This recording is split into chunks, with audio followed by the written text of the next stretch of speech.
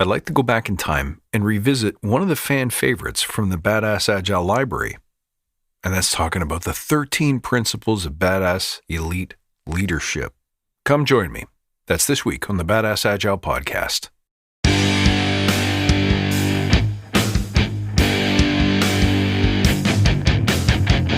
Greetings, team.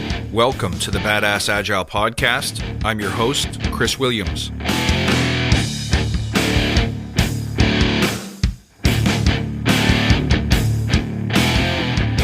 Greetings, everybody. Welcome back. Great to see you.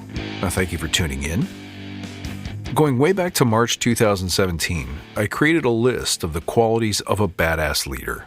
And it was one of the favored episodes and one that people who reach out to me often refer back to. So I thought it'd be a great time to welcome new listeners, just to reach back so you don't have to rewind through some 300 episodes to find it, and talk about these qualities. But more importantly, for those of you who've been with us for a while, it's a great time to revisit and strengthen these things. So before we dig in, let's take a moment to remember why we're here. To create an elite tribe of leaders who truly serve their clients and communities by doing what matters and what works, relentlessly chasing value and excellence like a badass. There's so many resources out there about what you need to do to be agile, but we're focused on who you need to become in order to lead teams. So let's hammer down those fundamentals to create a truly unique and powerful force in this industry. And remember, guys, if this helps you, just tell your friends. Now, let's dig in on these. So as I go through them, what I'd like you to do is choose the ones that you think resonate with you. They're usually going to be ones where you feel like you might be gapped or where you're not living the quality full out. And when that happens, I just want you to make a note of the number and the name of the principle or principles that interest you most, that you would most like to develop. And I want you to start measuring yourself on your fidelity to these values, on your ability to live and sustain these values. Let's make this the year where you commit to improving, accelerating, refining, and developing your leadership game. Now, this is critically important for anyone who wants to stand out amidst the ever-growing population of Agile practitioners, people who want to be Scrum Masters, people who want to be coaches, or people who simply want to get better at leading from within your teams and beyond. So let's go through these one by one. I'll give a quick explanation and a couple of tips where appropriate. So the first one is that a badass has a compelling picture of the future. They know what they want and they know what they stand for. This goes back to simply being visionary. That means know what you want to do.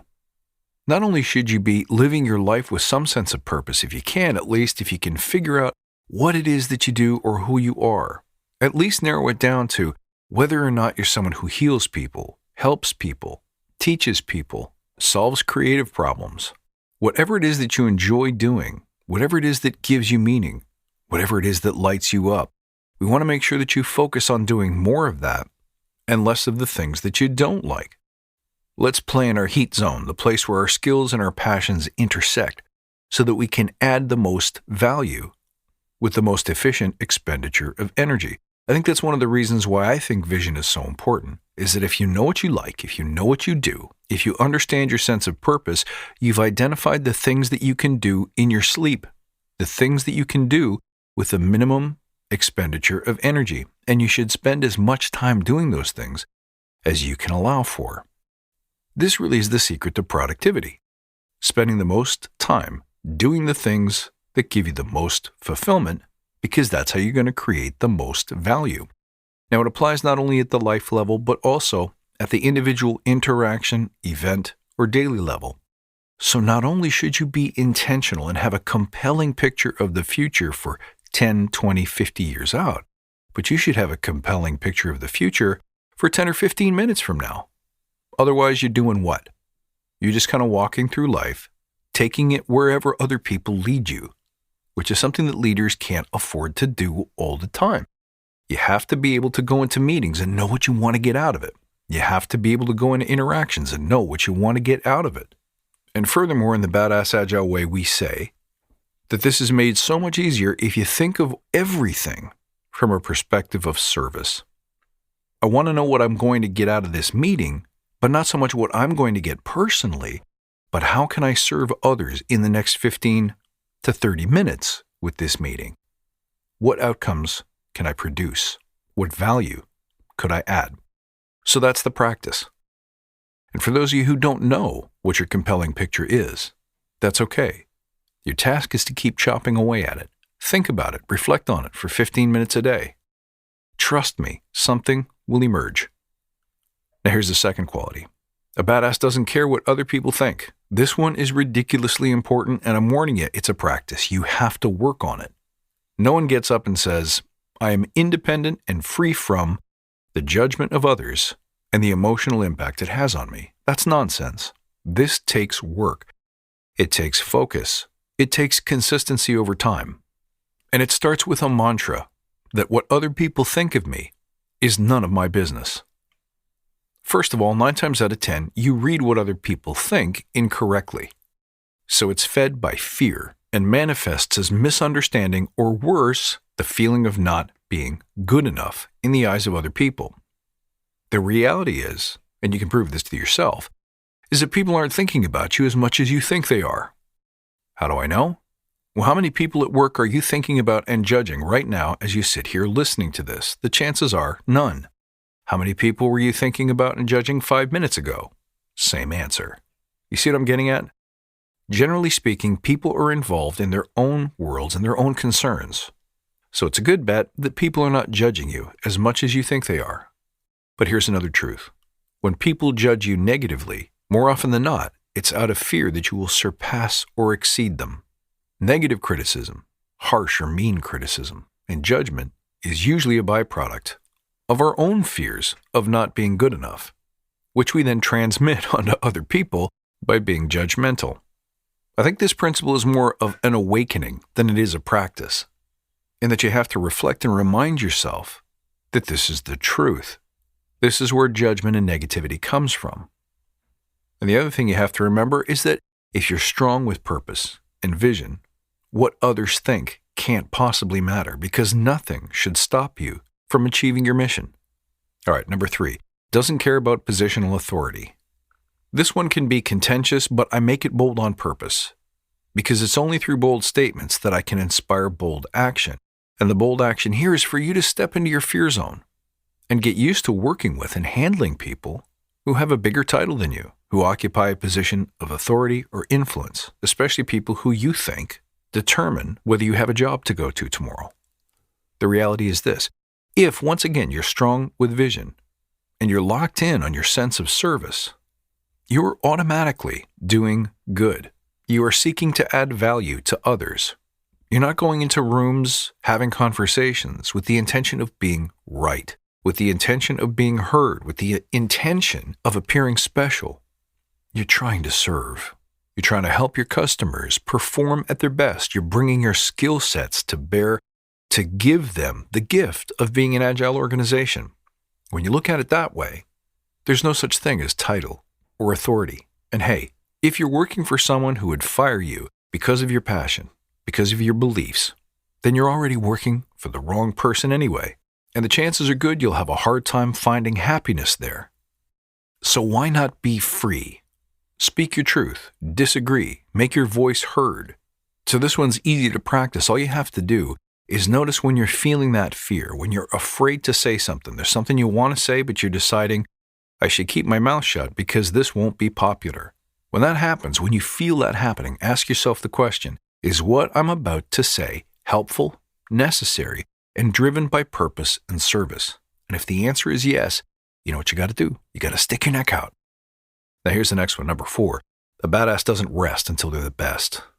Continuous improvement is not just something we teach. It should be something we do. So how do you build this skill? Easy.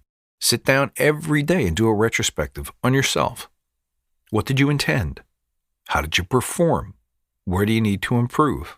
Now the point here is not to try to get better in a day. The point here is to set out on a lifelong adventure in which you're continuously inspecting your game and pushing yourself to close your gaps, build your skill, build your mindset, increase positivity and reduce negativity. And over time, you'll notice that you slowly build to become more, to do more. And that's how you become the best. Number 5, you're always in complete control of your state, emotional, physical, mental. Everything that you do and say oozes badass and you don't even have to try. Well, this one takes a little more work, but it's related to some things we've discussed already. Know your purpose. Know your service. Do you see a pattern here? This ain't something you can fake. This is something that you have to be. But this little technique can really serve you if you care to learn it and master it. And that is to notice what's your emotional state, what's your physical state, what things are running around in your mind as you're going about your work. Do you hear words of self-doubt and self-judgment? Is your body tense? Are you sweating? Are you trembling? Is your voice shaking? What about your emotional state? Do you feel the sensation of fear, hopelessness, uncertainty, inadequacy? Notice those things and don't worry if you can't improve them in a day. Nobody can. But simply being aware of them puts you a step ahead of just about everyone else you're ever going to meet. This is a hard skill to master, but if you can stop and pay attention just for a second in the middle of a difficult conversation, in the middle of a presentation, or even in the middle of your drive home at the end of the day, and notice, what do I feel in my body? What do I feel emotionally? And what do I hear rolling around in my mind? Just do a spot check. And then the next step is seeing if you can change it. If you tense, relax. If there's a story running around in your mind, stop it. Think about something else. If there's an emotional feeling in your gut or any other part of your body, can you reverse it? Can you flip it? Can you redirect it to something more useful? Maybe taking a moment to be grateful about everything that you have and everything around you could allow you to release those feelings of anxiety, doubt, depression, whatever you may be feeling in the moment, and maybe simply by choosing to change it, you could notice a difference. Number 6, a badass is already good enough. Wait, what? Didn't you just say we should always be getting better, won't rest until they're the best? That's absolutely true, but remember, being good enough means wherever you are right now is perfect for right now.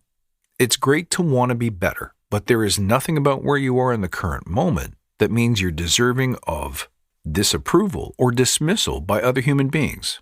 So you don't need to care about getting approval of other people because your sense of approval comes from within. If you can master that skill, then you're on your way to building massive, elite-level confidence. And the best way to master this skill is not necessarily to go and do things that other people applaud so that you can feel like you're good enough, but to know that you're good enough simply by remembering this simple fact is that you are where you are right now, and you cannot be anywhere else. You can seek to improve tomorrow or 5 minutes from now, but the future isn't here yet. In this current moment, you are exactly everything that you can be. All your experiences, all your knowledge, all your skill has brought you to this moment. And while you have a ton of growth to do, you've already done a lot of it.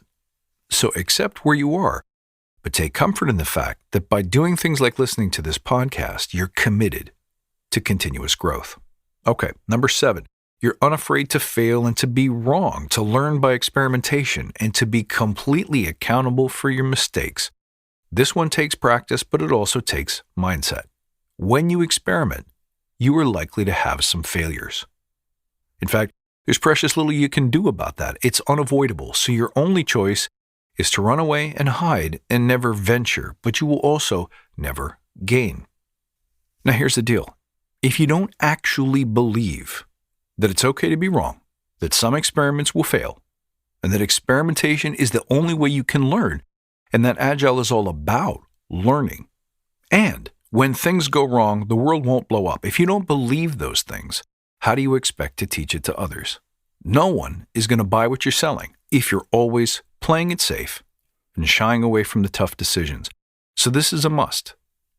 But once again, if you can lean into the skill, if you can master it and at least develop it, especially if you can be fearlessly accountable when things go wrong, people are going to see you as someone who is fearless, someone who's limitless, someone who's badass, and someone they can trust. Which leads me to number 8, always go first. That's right. Lean into uncertainty. Lean into adversity. Be the person who says, I'll do it. I'll try it. Let me go first. If it doesn't work, I'll take the hit. That quality to me is the definition of the word leadership. Wouldn't you say? A leader is a person who goes first. So important. And then there's number 9, never quit. Well, this one relates to number 5. If you're in control of or at least aware of your emotional states, you'll know that moment when things get so hard that you say to yourself, I just want to get out of here. I just want to quit my job. I just want to leave. I want to go home early. I want to pretend this isn't here. I want to hope this goes away. I want to blame somebody so I can walk away. All of those things are a quitter's attitude. And if you want to be a badass, if you want to lead, if you want to be able to summon and display that strength, that internal fortitude that will make other people follow your lead and model your behavior for the benefit of the team, for the benefit of the client, then you have to be fearless and you have to never quit, which means the moment that you're sensing or hearing those scripts in your head saying, not me, man, I want out of here. I tried, it didn't work, moving right along. That's when you summon the courage to keep pushing, to keep going forward. All right, number 10, a badass values their time as a precious commodity. The easiest way to do this is to practice saying no. Do you want to come to this meeting? Well, what's it for? Well, it's just to discuss status. No. Should we spend an hour shooting out different browsers to see which one's the fastest? Well, if it's not something that's valuable to the team or the organization, then no. Learn to say no to things of low value. When you do that, you're announcing to the world that your time is precious and it's not to be trifled with. Now, it's not saying you don't have time for people. In fact, as a leader, the time that you spend coaching, mentoring, and listening to other people is probably one of the best ways to use your time. But the things that don't add value to the team's mission or to your personal vision or intention, you got to learn how to carve them out, or people will soak up your time with low-value things that don't move you or the team closer to your goals. Number 11, a badass doesn't value certainty or safety, so they break rules repeatedly. They live and learn best at the edge of their fears. This is how you grow. Are you willing to lean into that zone where the outcomes are uncertain, where there's no proof that you're any good at it, and that you very well may fail? Now remember what failure means a lot of the time. It means when you're asking for something, you'll be rejected.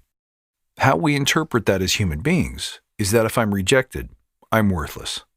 The sooner you can disassemble that mess of wiring that's been hard-coded into you, the better. If you ask for a meeting or ask for an audience or ask for a sale or ask for someone to swim along with you, to support your initiatives and ideas, and they say no, they might say yes next time, or there may be a compromise you can work on. But the point is, if you value certainty and safety so much that you never ask, guess what happens? So every once in a while, throw yourself in harm's way a little. Jump across the creek instead of taking the long way round. Stand up on the table despite the fear that you might fall, and see what the world looks like from up there. It's easy to start practicing, but you got to force yourself to do a little bit of it every day. Now, number 12, maintain humor and levity. When things get tough, start laughing. If nothing else, it's infectious. It displays a positive mental attitude that others will respect and react to. Things get gritty, get funny. And finally, number 13, a badass never apologizes for who they are.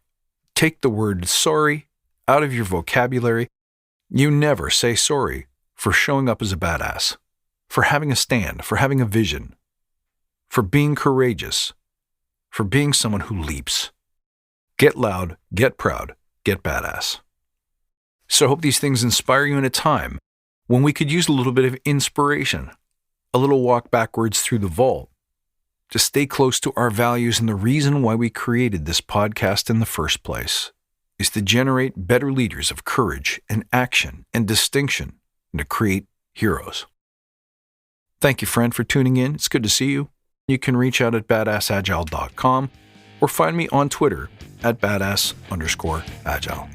I look forward to seeing you next time, and until then, stay badass.